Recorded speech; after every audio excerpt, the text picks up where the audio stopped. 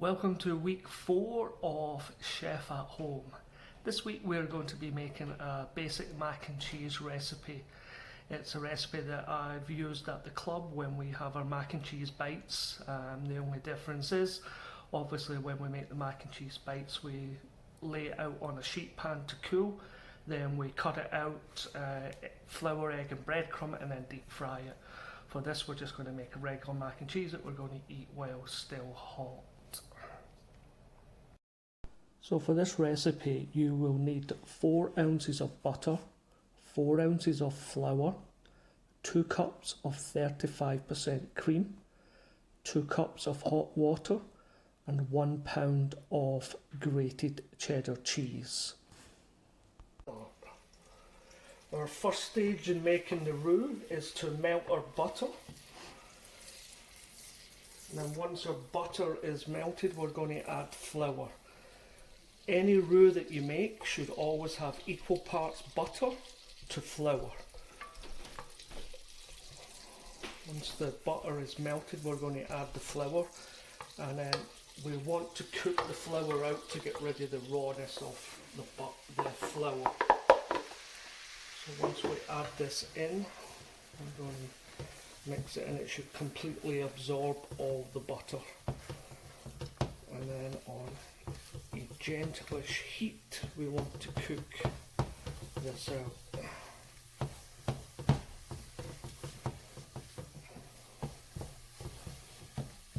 Now with a roux you can have 2 types of roux.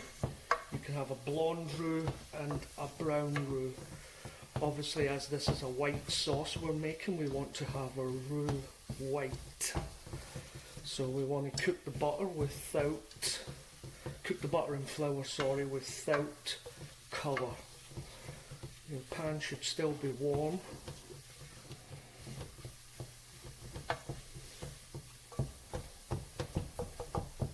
Cook that out for 2 to 3 minutes.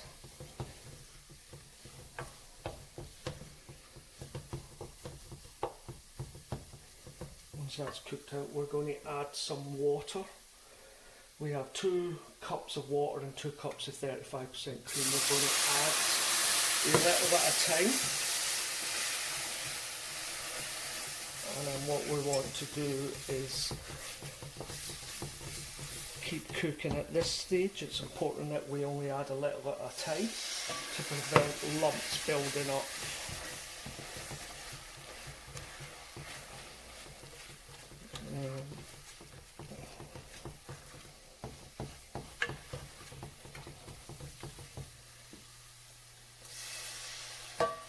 To reduce losing the heat in the pan, it's also best to use warm or hot water at this stage, and that way you'll keep a constant heat in the bottom of the pan.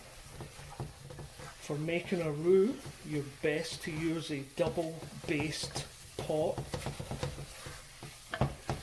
and that way the heat retention is good enough and the pan is thick enough that you won't burn as you're making.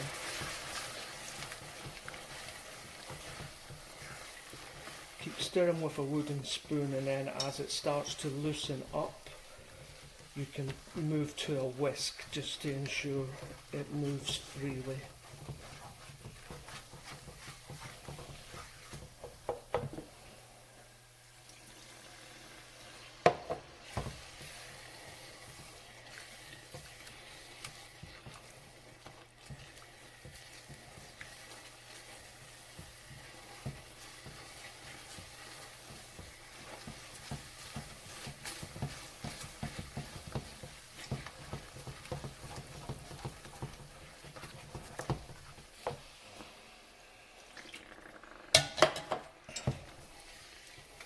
Once you've added all your 2 cups of water into this mix, just keep stirring it till it's absorbed, and then we're going to add the cream in 2 stages. So we're going to add the cream 1 cup at a time.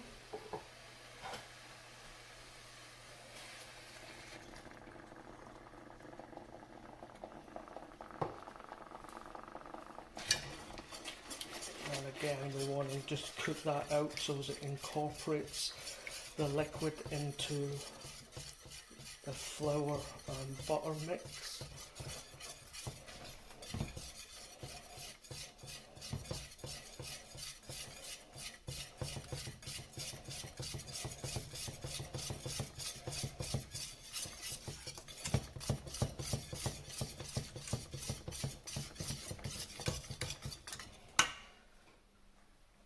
To 1 more cup of the cream.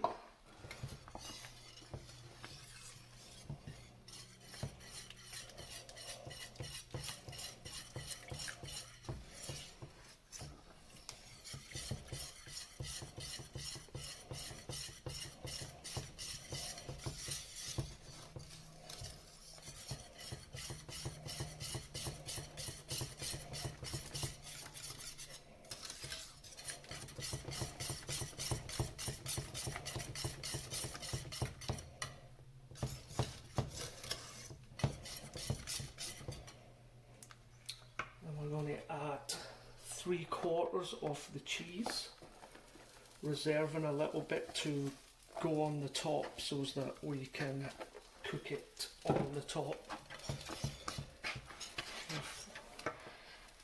With this, we're just going to let the cheese melt down. Perfect. We are now going to cook our pasta. I've got about 13 ounces of pasta, salted water, and we're going to cook it for about 8 minutes. It wants to have a slight bite, al dente as the Italians call it. Once that's done, we'll cook it for 8 minutes and then we'll strain it. Now that we have our pasta cooked, our cheese sauce is cooked out and smooth, we're going to add our cooked pasta into the sauce. Some salt and pepper.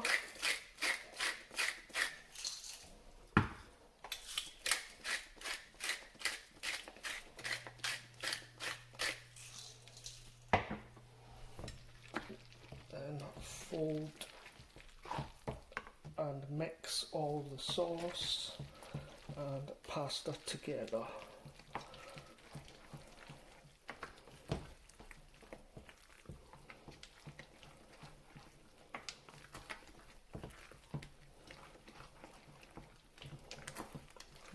Once we have it all mixed together, you can eat it straight like this, or what I like to do is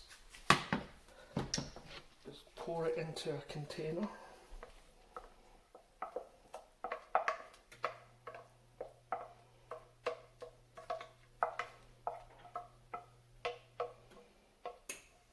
Like so.